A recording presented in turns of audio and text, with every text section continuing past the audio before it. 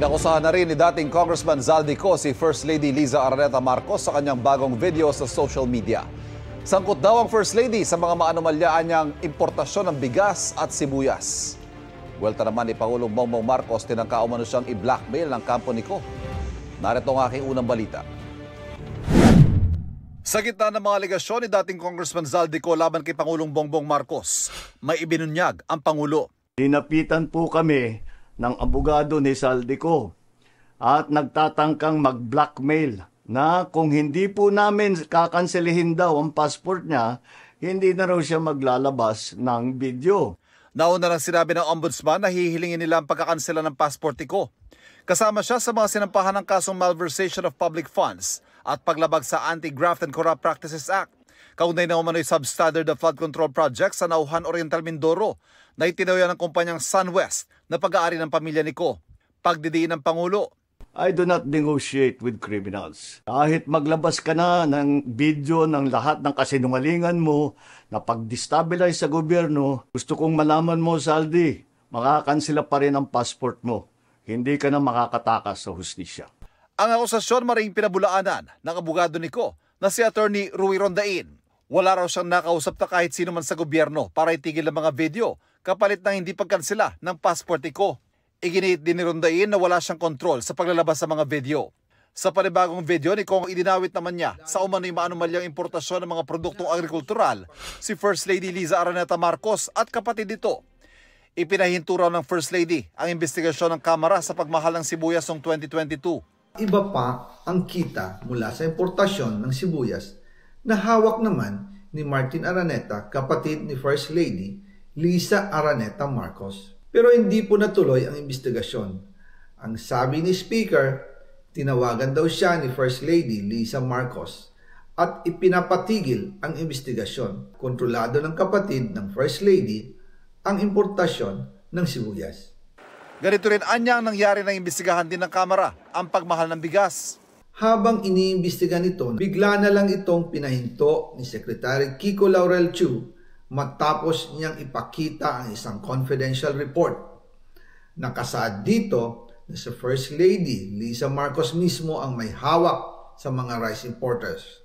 Ayon kay Secretary Laurel, maaapektuhan daw ang First Lady kung itutuloy ang investigasyon.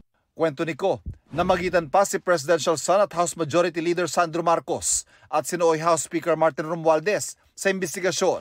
Napagalitan pa raw ng dating Speaker, Agriculture Secretary, dahil nabiso umano mga SOP sa mga importasyon. Dahil inilabas niya ang confidential report na nagdidiin sa First Lady sa issue ng rice smuggling. Humihingi ng paumanhin si Secretary Laurel Chu at sinabi niyang, pasensya na, masyado akong naive.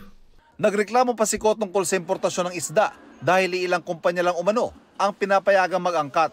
Ang makaunting kumpanya na ito lang ang nabibigyang permit to import. Dahil dito kontrolado din ang presyo ng isda at ito din ang dahilan kung bakit mataas ang presyo ng galunggong.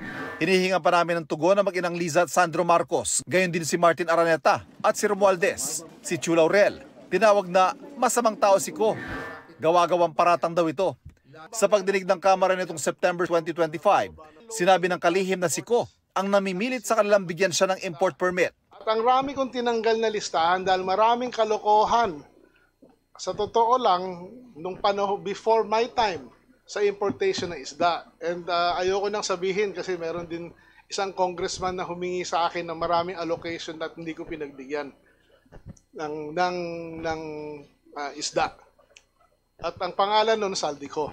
We were being forced at that time to give him 3,000 containers of fish, which I did not agree. Kasunod ng mga serye ng video ni Ko, tanong ng palasyo, bakit daw inuutay-utay ni Ko ang kanya mga video? Bakit din daw may nag-iiba sa bawat bagsak ng aligasyon? Mas maganda po siguro na tapusin na muna kung siya man po yung nagsasalita ni Zaldico ang kanya mga mensahe, ang kanya mga di umanong mga kwento. Mula video 1, 2, 3 hanggang video 4 and 5. Madaling nag-iba ang kanyang hairstyle. Kaya tuwing makikita natin at masasabi natin ang mga inconsistencies, maaaring magbago rin siya ng kwento. Kabilang si Ko sa 8 binansagang kontraktor ng ICI at pinasasampahan ng patong-patong na kaso ng plunder, graft at direct bribery. Hamon pa ng ICI at DPWH kay Ko. I think we should come here into the Philippines. Lahat tayo pwede mag-Facebook Live. Diba? Lahat. Kahit sino pwede mag-Facebook Live. Ang test dyan, uuwi ba siya o hindi? Kung uuwi siya, then, sabi nga ni Pangulo, pwede tayo magharap-harap.